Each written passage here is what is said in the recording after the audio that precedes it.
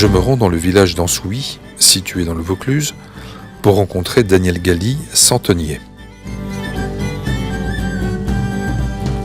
Tout petit, je suis tombé amoureux du santon.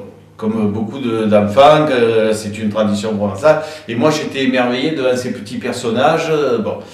Et à l'âge de 8-9 ans, c'est même pas ma mère qui m'a mis dans l'envie de faire du santon, c'est en voyant un voisin qui faisait du modelage.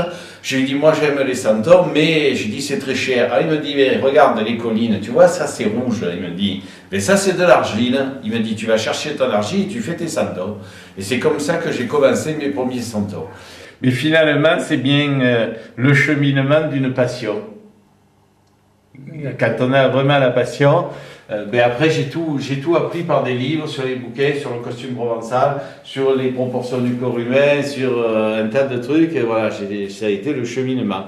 Et jusqu'à ce concours de meilleur de France, dont le sujet était la pastorale Morel, qui est une pastorale créée en 1840 ou 44 à Marseille. C'est un amusement autour de la naissance de Jésus-Christ. Donc vous avez l'aveugle, son fils, vous avez la dame de ferme, vous avez le méchant gitan, qui bien sûr a fauché un enfant à l'aveugle, et tout ça, à la fin, le petit Jésus fait des tas de miracles.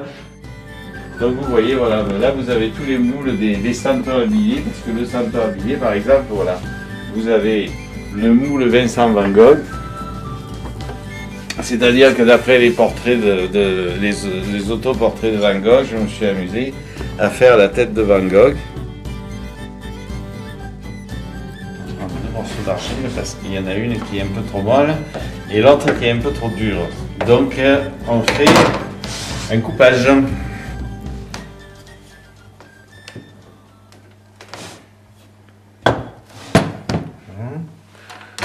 Après on enlève l'excédent. Là, on met de la poudre d'argile cuite qui sert de démoulant. Juste un peu. Qui fait que ça va pas. Normalement, ça ne doit pas accrocher là. Il ne faut pas que ça accroche de ce côté.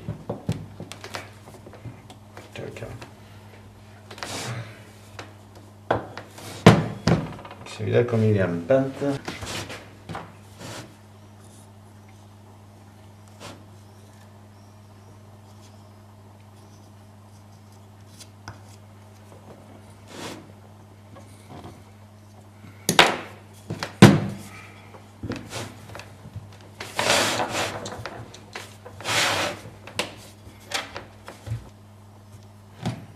Le coup de tampon.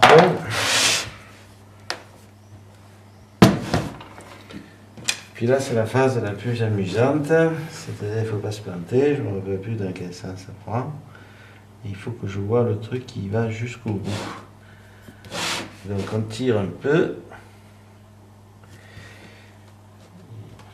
Et ça sort pas. Normalement, il est au point de sortir. Voilà. Du moule, vous voyez, vous avez toutes les bavures là. Et donc il faut après avec le bon vieil Opinel gratter les bavures.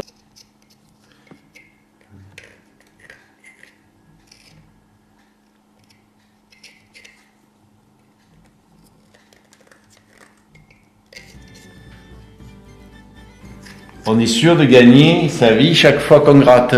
Alors qu'avec un truc de la loterie, des fois on gagne plus, mais des fois au grattage, ça rapporte rien. Ils sont d'autant plus gardés du côté d'Arles.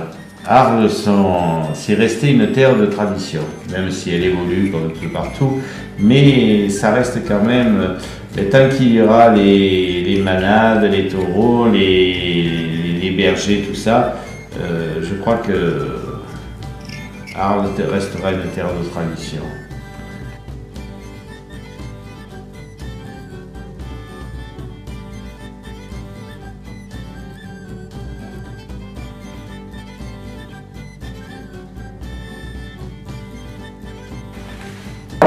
Là, vous voyez, il y a un petit défaut sorti du moule, c'était trop fin. Donc, on va rajouter de la matière. C'est la poudre d'argile. Voilà. C'est l'avantage avec cette argile, c'est que quand il manque un bout, en mouillant, tant que c'est pas cuit, hein, bien sûr, et en rajoutant de l'eau et de la terre, ben, on bouche les petits défauts.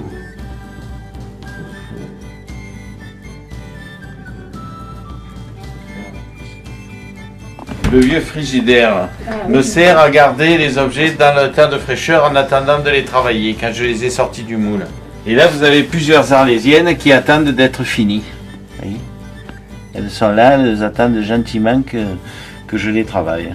Alors les santons, quand on les fait, il faut qu'ils sèchent. Ensuite, on les ébarbe. Pour de façon, on repasse de la terre et de l'eau mouillée pour pas qu'on voit le joint du moule. Alors là, j'ai mis qui est toute petite parce qu'après, je vais mettre des santons très hauts.